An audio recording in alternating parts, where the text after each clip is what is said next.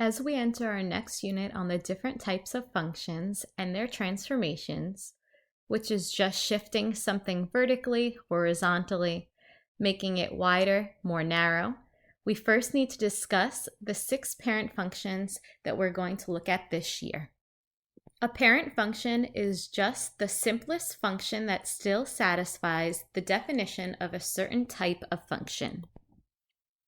For example, if we look or think of the linear function, which is that first box, the parent function would be y equals x.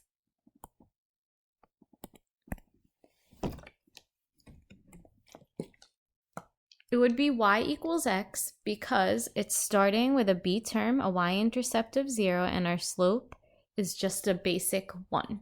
For a linear function, you need to notice that the exponent with the variable is 1, that imaginary 1. And when we're looking at a picture, it looks like a line. The next one, for a quadratic, the parent function, or the most basic form, is y equals x squared.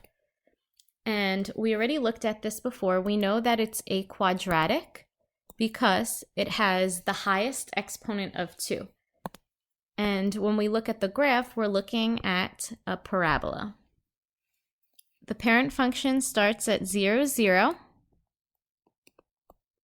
And we're looking for that U-shaped curve. When we looked at quadratics, we did see things such as y equals 2x plus 10, or y equals negative x squared minus 4. These versions here on the bottom that I just wrote in are just shifting this parent function of a quadratic, which we're going to look at later on. The next one that we're going to look at is an absolute value function. And again, the parent function of an absolute value is y equals the absolute value of x. What makes something an absolute value function is these bars, those absolute value bars. Our picture starts at 0, 0, and it branches up. For absolute value, it does have that pattern in the calculator as if it was a quadratic, but for absolute value, it is more of a pointy shaped graph opposed to this curved graph of a quadratic. The next graph we should be familiar with, it's an exponential function, and an exponential function has the form of y equals a times b to the x, or y equals b to the x, where a and b are both positive and b is not equal to 1. So basically, with an exponential function, you're just looking for the variable in the exponent spot. So right here, our variable x is an exponent. And we did look at this graph before.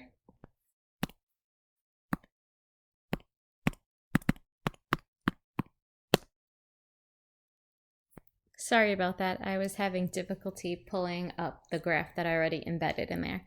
So again, for exponential, just a reminder that this line, if we continue in this direction, it will never touch the x-axis. And as we increase our x values, our y values are going to exponentially increase because our b term is greater than 1. Now, if we looked at a b term less than 1 but greater than 0, so between 0 and 1, we would just see the reverse, and it would look something like this. Okay. Moving on to the square root. So the parent function for a square root function is y equals the square root of x. And our picture looks like this. It is starting at 0, 0. It does not go past it. Let me bring up the calculator so you could see that there are no values less than that. So when you go to y equals and type in the square root of x and you pull up your table, you're going to notice that anything where x is less than 0, for the parent function that is, there will be an error message, which means you cannot do. Because again, if you think about it, the square root of a negative number, if you did type that into your home screen, would give you that error message as well. It's not real. And then what our function looks like would be at this point that 0, 0 for the parent function is a closed circle, and then we could put an arrow over here because our graph would continue if we had more room on our x and y coordinate plane. And then the last one that we're going to look at in Algebra 1 is a cubic function. And what makes something a cubic function is a highest exponent of 3. So the most basic form of a cubic is y equals x to the 3rd power. And our graph kind of looks like this little cubic squiggle. So let's practice graphing now. So now we're going to go to our calculator and type into y equals the square root of x minus 3, and we need to make sure that that plus 1 is not underneath the symbol. So we're going to go to y equals, we're going to type in second x squared to pull up our symbol, x minus 3. And it is super important to use this right arrow key to get out from underneath and then the plus 1.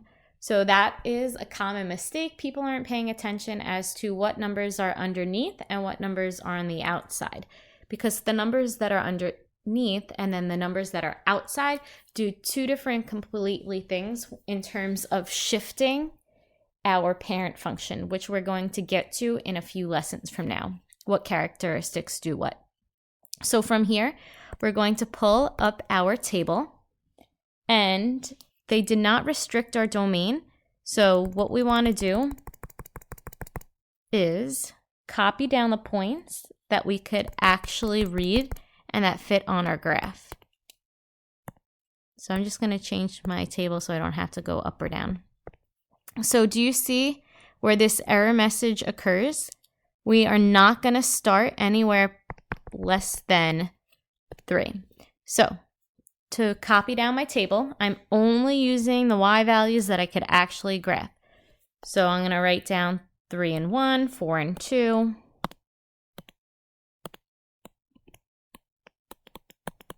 So it's 3 and 1, 4 and 2. I'm going to keep scrolling. No, no, no. I can graph 7 and 3. And the next point I would be able to graph would be 12 and 4, but our coordinate plane doesn't go up that far.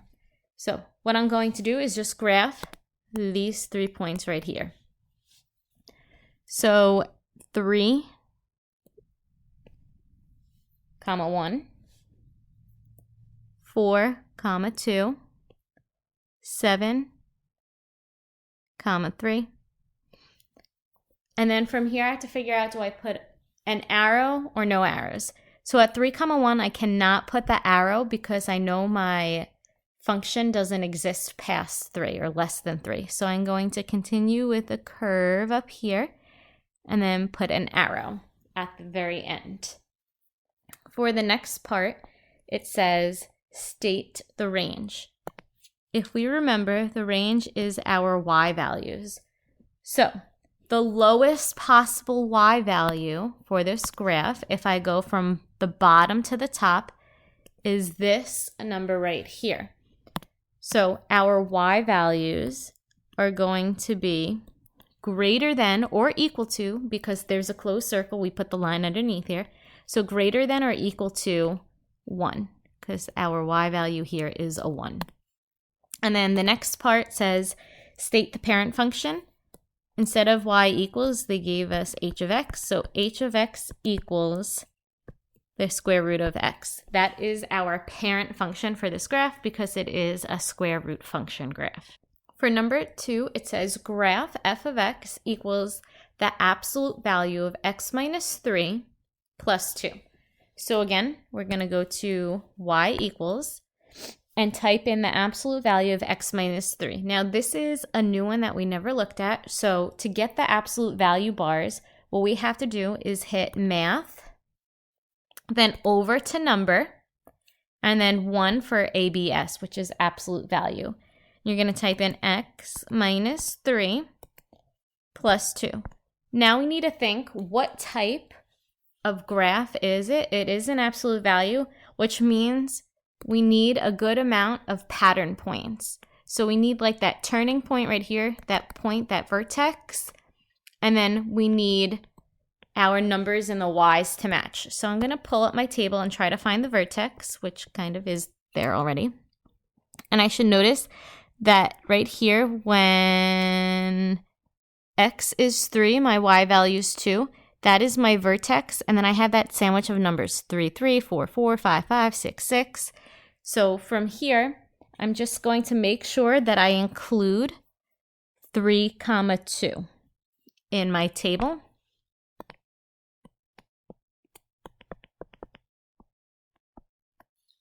And then from here, I'm just going to put a few numbers below and above. So 4, 5, 6.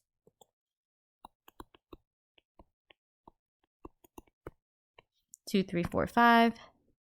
And I could go up.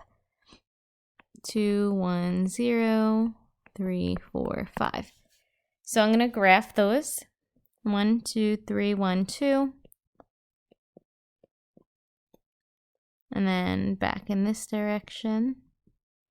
And then from here, I can continue all the way through with making dots, or I could just create a straight smooth line going up, and a straight smooth line going up. And I need to make sure I have arrows at the end, because as you see in the calculator, my graph can continue to keep going on and on forever if I was able to graph on that coordinate plane. So I'm just going to write down the steps to the left over here to get these absolute value bars. Again, you click math, then you're going to use the right arrow key, and then you're going to click enter for number, and then it's choice 1, which was absolute value symbols. Okay, so let's answer that first question right here. State the minimum. So the minimum is the lowest point of the graph. In this case, it is your vertex. So the lowest point that your graph will be at is this point right here, 3, 2. And then stating the parent function. Again, instead of y equals, they gave us f of x. So we're going to do f of x equals. And the most basic type of absolute value function is the absolute value of x. So what I want you to do is try the next two on your own. But before you try them, I just want to go over the restricted domain part. So for here, it's saying graph the function f of x equals x squared minus 6x over the interval of -1 to 6. So I'm going to type this into y equals, and I am only graphing the points from when x is -1. So this tells me where to start, and this one tells me where to stop. So from when x is -1 all the way up to when x is 6.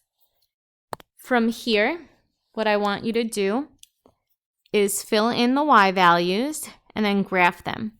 But we should remember from Unit 2 that this symbol right here, that less than symbol without the line, indicates that this point right here is going to be an open circle, while 6, blank is going to be a closed circle.